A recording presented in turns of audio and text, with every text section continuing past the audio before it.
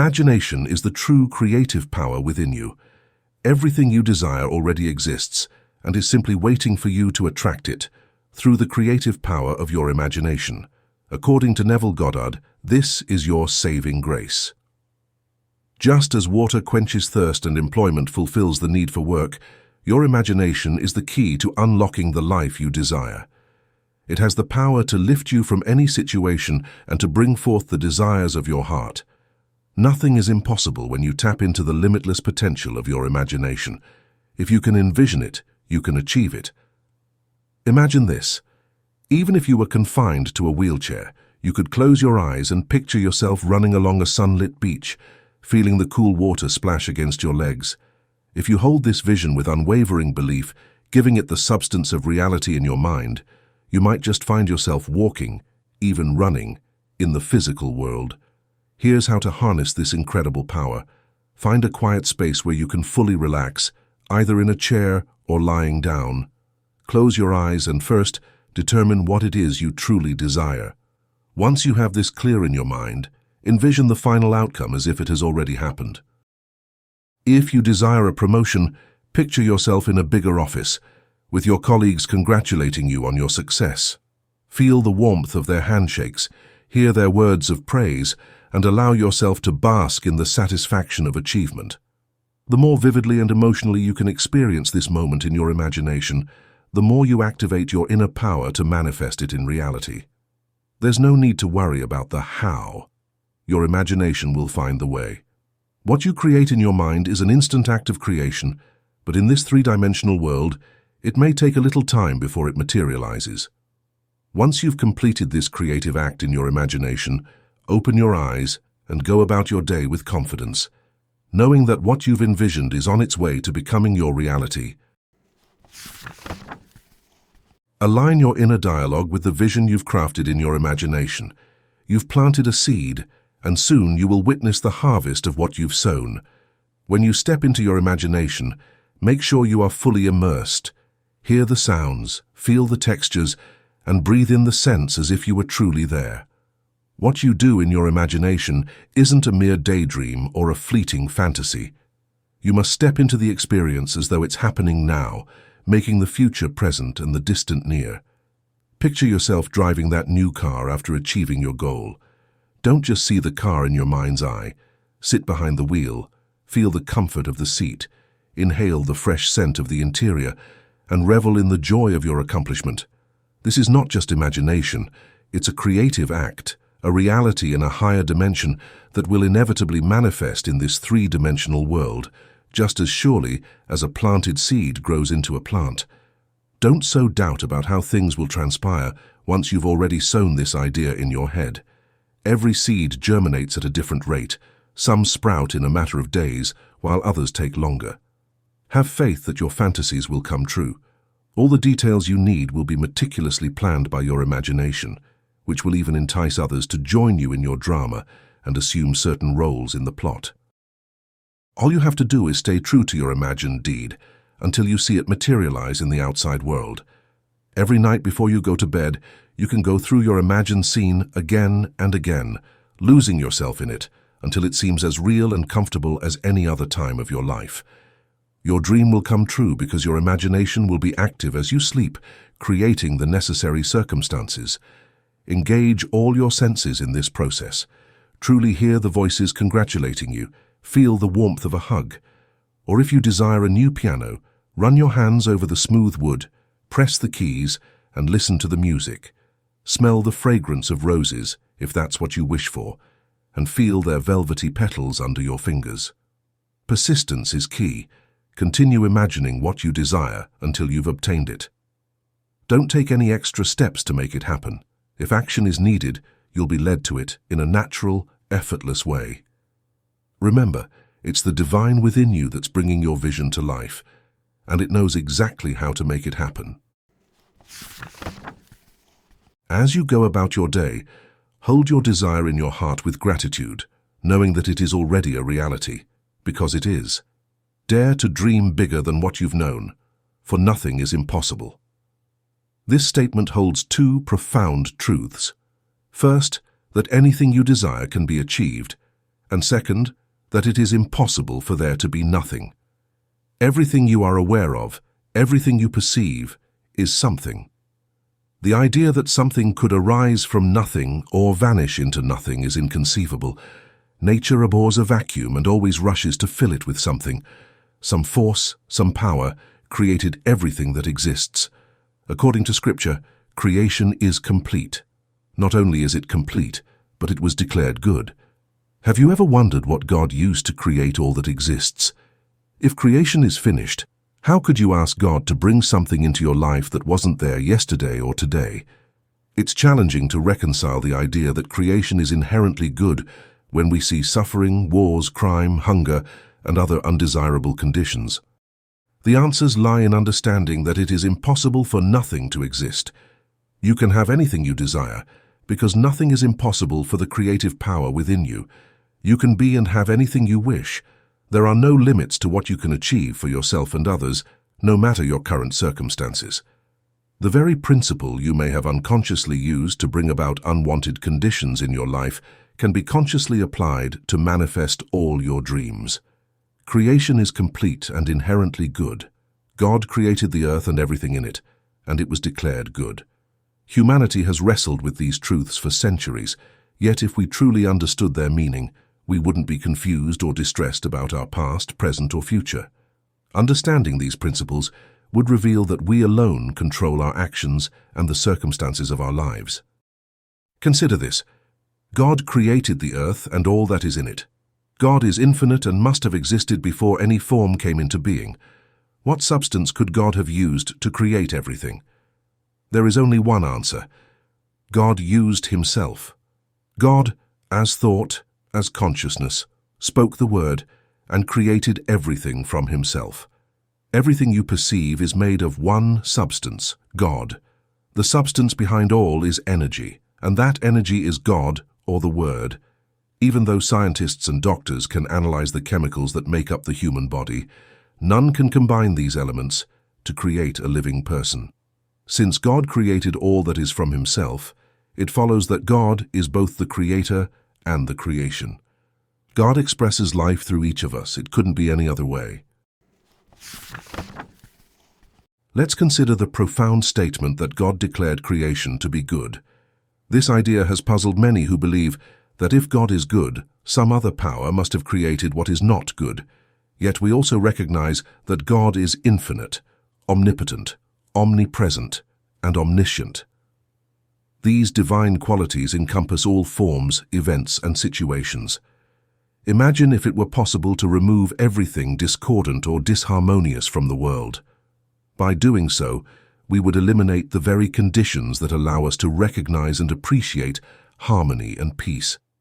Perhaps this concept can be better understood by thinking about the principles of mathematics. If you were to add 5 and 6, you could mistakenly come up with the incorrect answer of 12. To prevent this mistake, one might think of removing the number 12 from the set of numbers. However, doing so would make it impossible to correctly add 6 and 6 to arrive at 12. By eliminating the possibility of a wrong answer, you would eventually eliminate all numbers, making mathematics impossible. In the same way that anybody can use mathematics to get the right answers by understanding how to apply its principles, anyone can employ creation principles to get the desired outcomes.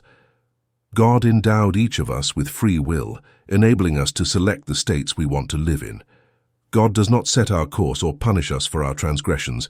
It isn't the laws of mathematics that penalize those who don't grasp them, any more than someone who makes a mistake when balancing their checkbook. The laws of mathematics are just that. They can be applied correctly or wrongly. God has given you total authority to decide what experiences you have in life. Realizing that you are a divine expression will inevitably lead you to pursue higher, more honorable goals for both you and other people. The Word existed in the beginning and was both God and the Word. The Word is a symbol for ideas or creativity. God envisioned the world, and that is exactly what materialized. This is the underlying idea of all creation. Since God took on the form of a man in order to give humanity existence, it follows that each of us is endowed with the same creative principle. You contain the kingdom of heaven. With our thoughts, Every one of us has constructed our own private universe. You have introduced situations such as lack, limitation, disease, disharmony, or any other undesirable state into your experience, whether deliberately or unconsciously.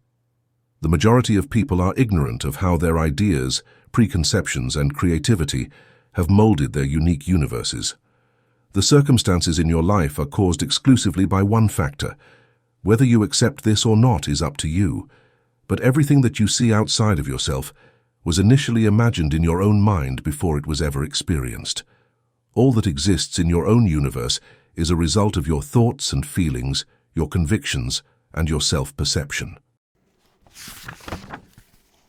You might believe that there are other forces at play, that your problems stem from the actions of others, or that fate or chance has shaped your circumstances. But if you take a step back and objectively examine your beliefs and thought patterns, you'll see that your world is a mirror, faithfully reflecting everything you hold true about yourself and others. There is no one and nothing to change but the ideas you think from. We operate from ideas we accept as true and imagine scenarios that align with those beliefs. Consciousness is the only reality, the creative force that brings into your experience an exact reflection of what you believe to be true. The world around us mirrors everything we imagine and believe, whether it's good, bad, or indifferent. The sooner one lets go of the belief in external causes, the sooner they realize that nothing happens to them except what originates in their own consciousness. This isn't to deny that people believe if they catch a certain germ or virus, they'll develop a specific illness. They may conclude that they fell ill because they came into contact with someone who was already sick. But what they fail to see is that in some way their own feelings about health and illness drew the condition to them. If germs and viruses were truly the cause of disease, everyone exposed to the same virus would be affected. The external world is merely a reflection of what a person is in their own consciousness. Regardless of what you've been taught, you have the power to alter your beliefs, which will then alter the course of your life. According to the Bible, you can have anything you ask for in prayer if you feel you have already got it. Though many of us have heard or read this, very few of us have actually prayed like this. Have you ever prayed for health when you were unwell? Did you really think, as you prayed, that you already had the money you requested while you were in need of it? Most individuals pray asking God to fill a need in their life or to change something. When their prayers are not answered, they assume there's a reason why God won't grant their wish. They can feel unworthy or that God has bigger plans that they don't comprehend. But you have to learn to believe in things you cannot yet see in order to really acquire what you desire. Prayers are always heard because one always gets what one believes in. Prayer is governed by an impartial law, and the prerequisite to manifesting your objectives is belief. Without the notion that you already are or have what you desire, no amount of ritual or begging will result in what you want. Faith is the conviction of things unseen and the assurance of things hoped for. To fully understand this sentence is to become capable of realizing your dreams. The majority of people think that God is all-powerful and that given the will, he could accomplish anything. They pray for their desires because they believe they have faith in God. However, if their prayer is not answered, they believe that God has chosen not to hear them or that they have not prayed hard enough. However, faith is the very substance of what you hope for. It is the evidence of what you desire, even if you don't yet see it in the external world. What you want to be or have has already been created and therefore already exists. It is entirely possible to bring anything into your world by believing that you already have it. Faith, the belief that your desire is already a fact, is the means by which you activate the unseen state, which then becomes reflected in your external world. The creation is complete. God cannot create anything that doesn't already exist. Faith, the belief that you already are or have what you desire, is the only way to experience your dreams. There are no limits to what you can have, except for your inability to accept and assume the possession of what you seek. The law of cause and effect, or the law of identical harvest, is impersonal and can be used to bring anything into your life that you can conceive. Since creation is complete, all possible states already exist. By aligning yourself with a particular state, imagining with feeling what you would experience if you were in that state, you cause that state to be projected onto the screen of your reality. This law cannot be changed or broken. It will always replicate in your outer world the exact reflection of whatever belief you hold as true. You have to modify your beliefs before you can change your world. You cannot hold fate or chance or anything else accountable for the circumstances you find yourself in, as consciousness is the sole cause. Only a shift in your own consciousness has the power to influence the trajectory of events in your life. Everything that is showing up in your environment right now is a reflection of past consciousness activity, regardless of how true or immutable it may seem. Thus, just as past beliefs reflect the present, so too will a shift in consciousness reflect that shift in the future. What you think of yourself as is just an illusion, a reflection of the beliefs you have about yourself, and you are nothing more than formless, pure consciousness. These illusions are only real for as long as you give them life and attention. The conscious mind creates views and beliefs based on what it perceives to be the outside world or sensory data. Whatever your conscious mind forces into your creative potential, it accepts as fact. Concepts that are considered with emotion are projected into the outside world by this creative force. It's crucial to remember that not all thoughts are creative. Only those that are believed to be true or that are attached to strong feelings create the circumstances and events you encounter. Emotions like anger, fear, love, or joy are particularly creative. You must guard the emotions you allow into your consciousness, just as you would be selective about who you allow into your home. You cannot let negative emotions fill your mind without experiencing the consequences of the state with which those emotions are aligned. Fear of loss brings loss into your world. You might take every external precaution to protect yourself from loss, but if you fear it, you will inevitably experience it. On the other hand, feelings of love and joy create happy events and loving relationships. Feeling abundant brings wealth into your life. A person who is unloving or distrustful and believes that others take advantage of them will attract experiences that confirm those beliefs. No matter what they do externally, their relationships will reflect what they accept as true. They may long for a loving relationship, but they can only attract what they are consciously aware of. Like attracts like, and what is within is reflected without. Consciousness is reality, and what we perceive with our senses, no matter how real it seems, is merely the shadow of what we believe ourselves to be and the world to be. Now, let's discuss my identity and current activities. This can come out as conceited, and it kind of is. You see, innumerable writings about me have been written throughout history. The book of Exodus is the source of my first illusion. In it, Moses asks God, "When I return to the people, who shall I say has sent me?" during a conversation. "Tell them, I am has sent you," the voice says in response. "That will always be my name, and it will make me recognized by all future generations." "You shall not take the name of the Lord your God in vain," states one of the commandments. This directive is an imperative rather than just a recommendation. I am is that name. The truth is that we have all forgotten the significance of this name. Unaware that we are uttering the name of God hundreds of times a day, we say I am. Nevertheless, we make a consistent effort to disobey this commandment, failing to consider the words that follow I am.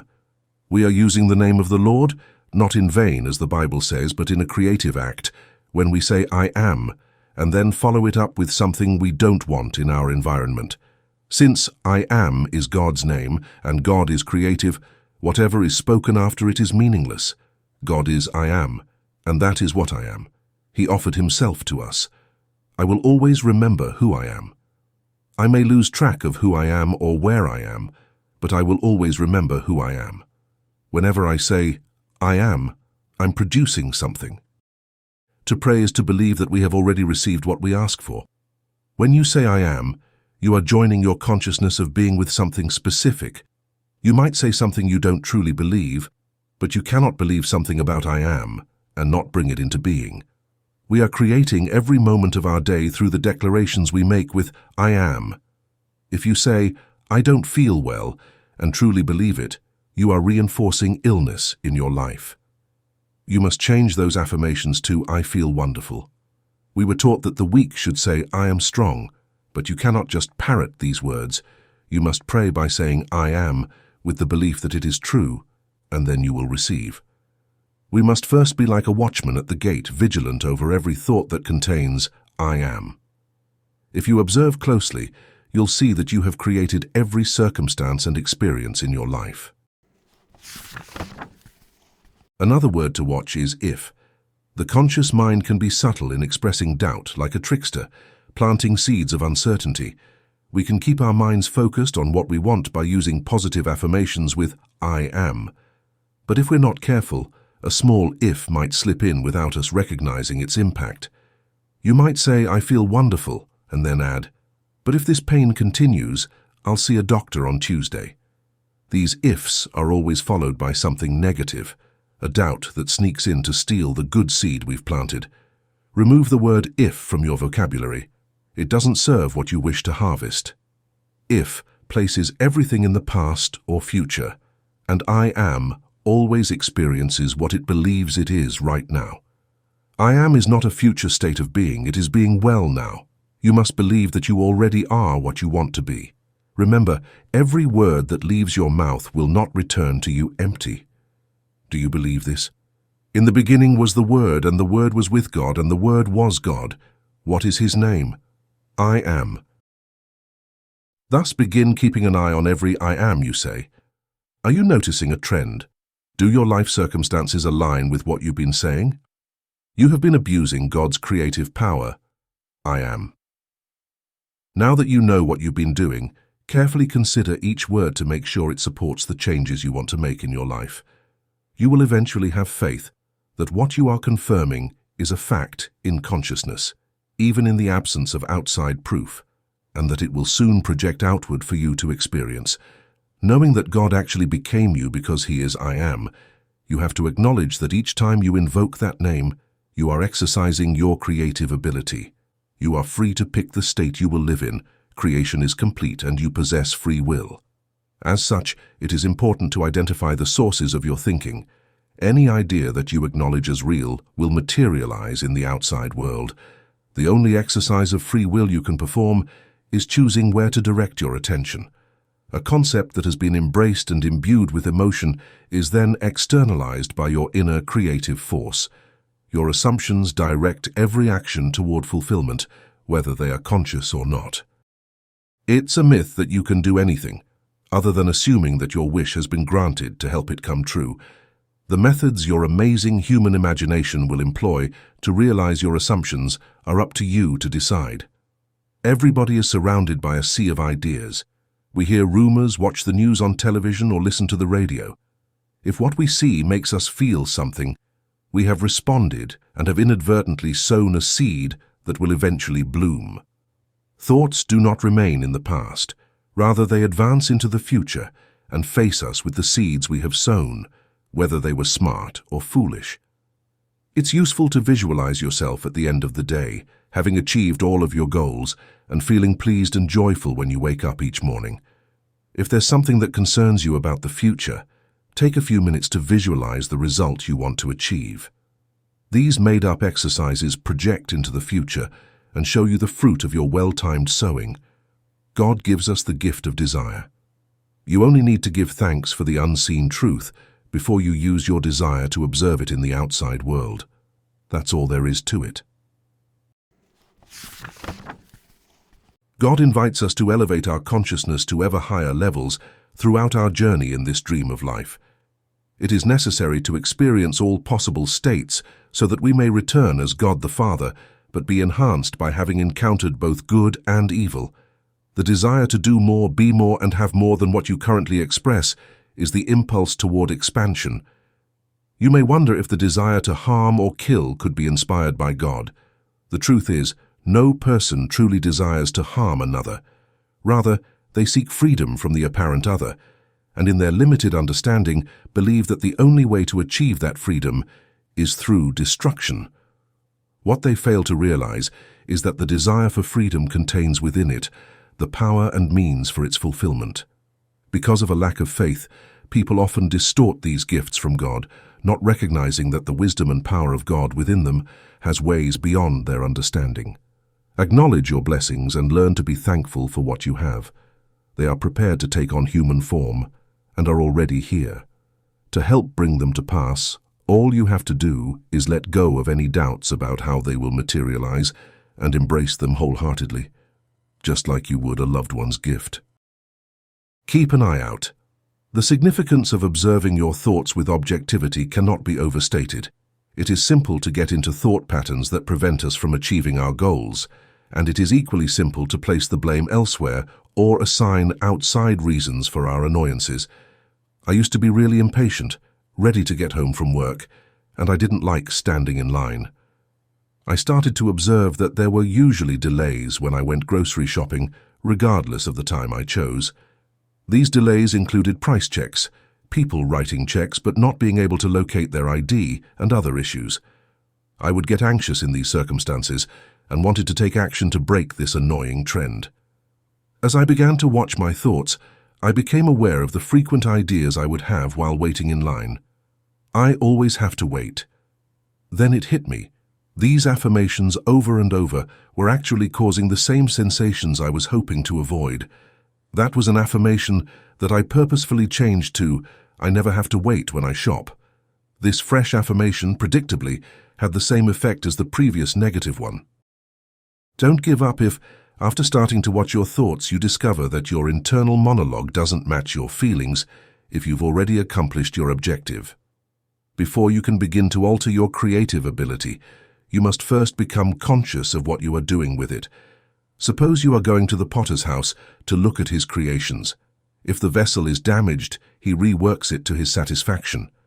You will eventually come to the realization that you are the only one responsible for everything in your universe when you begin to observe your thoughts. You are the only one who can alter it. Your current reality is shaped by your prior ideas, convictions, emotions, and creative endeavors. As long as you give these appearances life through your consciousness, they will persist. When there is something in your life that you don't want, you have to ignore the evidence that your senses are giving you. Rather than dwelling on what you do not want to continue, instead see and feel as though you have already attained what you have always desired. Even if it might sound challenging, you have probably previously applied this idea inadvertently to get unfavorable outcomes. I was in a really horrible circumstance in my early 20s, and I really wanted to get out of it. I waited to talk with the speaker after attending a lecture. I gave a quick explanation of my unpleasant situation and asked for suggestions on how to make it better. With a smirk, he said, "Don't take it." I wasn't really aware of what he had been teaching at the time. I tried to clarify, thinking he might have misinterpreted my question by saying that I had already taken the decision that put me in the position I now felt intolerable. "Don't accept it," he added, grinning once more. I felt bewildered and thought he hadn't understood my issue as I was leaving, but when I read the 2 books I got from him, I gradually realized that I did not have to accept the circumstances as they were. I could choose to live with or without them. I started imagining what I desired instead of dwelling on my unfavorable surroundings. I started my imagined acts 2 weeks ago, and a few months later, I moved into a new home, which fulfilled a long-held dream of mine. In the meantime, the circumstances that had been so disheartening to me began to improve, and I used the following 5 months to organize my activities in my new residence. Recall a moment when you experienced disappointment. Maybe you were excited to go to a special event with someone, but as the day approached, you couldn't help but think, "This seems too good to be true." It's likely that something will go wrong and ruin it. And then, just as you had anticipated, something actually did happen. A dispute came up, or events took place that prevented you from going. As humans, we find it all too easy to fixate on all the reasons something positive can't happen, undermining its promise. When you share a dream that seems hard or impossible to attain, people close to you might be eager to tell you to be realistic. But if we want to see our wishes realized, we have to be anything but reasonable when faced with uncertainty. The so-called realities that would prevent us from achieving our deepest desires must be disregarded according to our calling. The only thing that keeps our minds stuck in those comfortable, unpleasant patterns is habit. Only you have the power to alter your thought patterns and, by extension, your life.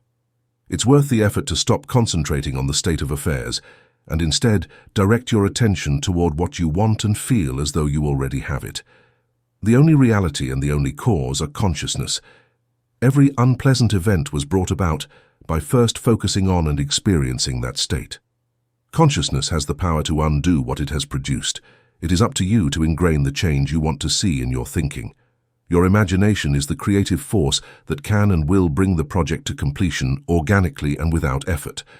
Our regular ideas are reflected in the environment around us. Your world tomorrow will reflect who you envision yourself to be today. To be the person you want to be, all you have to do is keep believing that you are that person regardless the situation you are in right now. We are all constantly engaged in mental conversations with ourselves whenever we are awake. These inner dialogues must align with the fulfillment of our desires if we want to bring them into reality. If your desire is for a better job, and you imagine being congratulated for landing a well-paid, wonderful position, your inner conversations must also support that end. You must be careful not to say to yourself things like, "My boss never promotes anyone," or, "At my age, it's hard to find any job, let alone a better one." Such thoughts imply that you do not have what you desire. You must persist in the feeling of your imagined act, ensuring that your inner dialogue aligns with what you would say if you had already achieved your goal. For example, if your desire is to own a new car, you might imagine yourself driving it or hearing your friends admire it. Your inner conversations should then reflect what you would talk about if you really owned that new car. Perhaps you discuss with friends how great the gas mileage is, or you might hear them tell you how much they enjoy riding in it. Your internal dialogue is just as creative as your deliberate imagination of a fulfilled desire. In fact, if your inner conversations contradict what you've imagined, they can negate your efforts. You must monitor what you say internally to ensure these conversations align with your fulfilled desire. If you notice that your inner dialogue contradicts what you want to achieve, revise it to follow the path that would indicate you already have what you desire, or that you already are the person you wish to be. The world you see around you is a reflection of the sum total of everything you believe to be true about yourself and others. What you imagine yourself to be today will advance and confront you in the future. If you've forgotten the imaginative activities of your past, what you see manifesting in your world today reveals the seeds you've previously sown. Embracing the feeling of your desire already fulfilled is the art of using your imagination creatively to bring into your life what you wish to experience. You have the power to use the art of revision to alter the effects of past thoughts and beliefs. For instance, if you went to an interview for a job you truly wanted but later found out someone else was hired, you can revise that outcome to align with what you would have preferred to hear. If you respond to such disappointments with depression or other negative reactions, you're setting yourself up to encounter similar rejections in the future. Your positive or negative reactions are the creators of your future circumstances. In your imagination, you can hear words of congratulations for landing a wonderful new job. This imagined act now moves forward, and you will eventually meet this pleasant experience in the future. Rewrite any negative reactions you had during the day so you can remember them as you wish they had happened, instead of archiving them as they happened. An actual occurrence is what you think with feeling and emotion. The reality of your creative endeavors is reflected in the shadow of what you see around you. As such, when you edit a dialogue, a painful memory, or a facet of your identity, you are actually reliving it in your conscious mind. The outside world is a reflection of the inside and is limited to a spatial dimension where things happen sequentially across time. As a result, revision essentially alters the past by substituting the revised version of events for those that actually occurred. After that, the updated scene takes effect and modifies what happens next. Reminiscing on old affronts or injuries exacerbates them and starts a vicious circle that does nothing but feed those unfavorable feelings. By beginning to edit anything you no longer want to have in your surroundings, you can begin to stop the pattern. You may free yourself from any potential impact the past may have on your future by making changes to it. In fact, revision is the key to opening the doors that have held you imprisoned in a certain situation. Let your mind's regeneration transform you. Every conscious state is a fixed component of the universe. Anybody can intentionally enter a state or unintentionally fall into one. You might alternate between several states during your life, or you might stay in one. Usually desire drives us to move from one lower condition to a higher one. A state is complete and self-contained, so when we enter it, we have to act in a way that the state expects of us. In a state of poverty, for instance, we would always be in need of money, unable to enjoy luxury, and trying to make ends meet. If we were bestowed with an enormous quantity of money and continued to live in destitution, thinking only of scarcity and limitation, we would eventually run out of money once more and face the same challenges. In contrast, your thoughts would naturally center around opportunities, progress, and expansion if you were in a state of abundance, making it difficult to even begin to understand the perspective of poverty. When you're poor, it's simple to concentrate on how difficult it is to provide clothing, food, and shelter. It is no longer difficult to obtain these items after you have left this stage. Most individuals blame outside factors for these kinds of shifts in luck. However, no change in circumstances would be permanent until you were able to leave the state of poverty. Instead, shifting between states in your mind's eye immediately modifies the outside reality. Every state has been personified in the Bible and given names we are familiar with, such as Moses, Noah, Job, Peter, Andrew, and Jesus. We visit these states along the way and take advantage of everything they have to offer. The last condition we shall experience is that of Jesus Christ, where we realize that we are God the Father and that we have a Son, represented by the figure of David, who is the embodiment of all of mankind. The story starts with Adam, who went to sleep and dreamed of life. He then went through many different stages to acquire the experiences he needed to wake up. He knows himself as God as he enters the state of Jesus, marking the end of his journey through this world of death. Shakespeare concluded his play by saying, "Everything is a stage, and every man and woman is just a player. They have their exits and their entrances, and one man in his time plays many parts." Even if it appears so real, this world is really just a dream, just like the dreams we have while we sleep. Our nighttime dreams appear as random sequences in strange settings and scenarios, yet our waking dreams have continuity and feel so genuine because of this. God is the playwright who gives the drama life, and God is the one who assumes every part. Every person who enters your world is God acting on your behalf. Your own script is written by you. It is your responsibility to alter the script if you feel that the play doesn't go as you had envisioned. All modifications must take place in the author's head. You cannot order the performers to alter their characters. The individual who annoys or disturbs you in your life is compelled to act out the part you have written for them in your script. You are unable to alter another individual on the outside, but you may utilize the craft of rewriting to change a line of speech, swap out a character for another, and give your play's subplots happy endings. When you start to look at your waking dream with objectivity, you will discover that you are the one who wrote the happy and the sad scenes in your play. By assuming the sense of having your goal met, you have the ability to drastically alter the play by imaginatively applying your creativity. Every day you can revise the script, changing sequences that didn't turn out the way you had hoped. If you change the part that the character you dislike today would play in your mind tomorrow, it won't.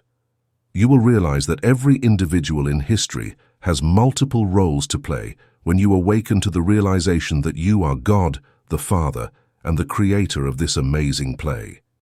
God forgot he was God when he fully immersed himself in you.